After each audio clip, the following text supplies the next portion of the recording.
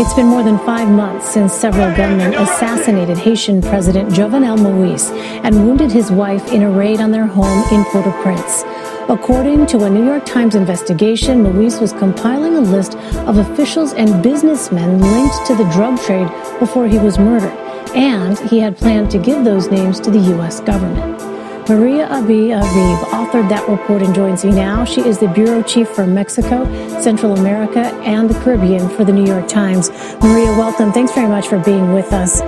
This is an extensive report. You interviewed some 70 people, more than 70 people, traveled to 8 out of Haiti's 10 states. Explain, first of all, why the United States would need this document, this list that we mentioned.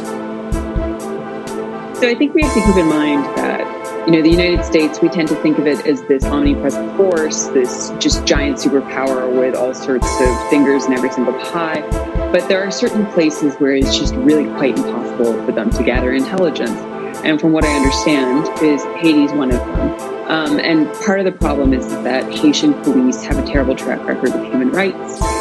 They have allegedly been involved in drug and arms smuggling, and that prevents the United States from actually carrying up with Haitian police to cooperate deeply on things like drug busts, and also to run a wiretapping program in the country. Now, that is really vital if you're trying to make a case against a narco trafficker, for instance.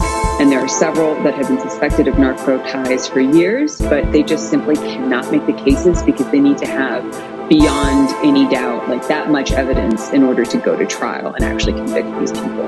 And without those resources on the ground, they're unable to. Well, President Moise's wife, Martine, was in the room when assassins gunned down her husband. Does she know who could be involved?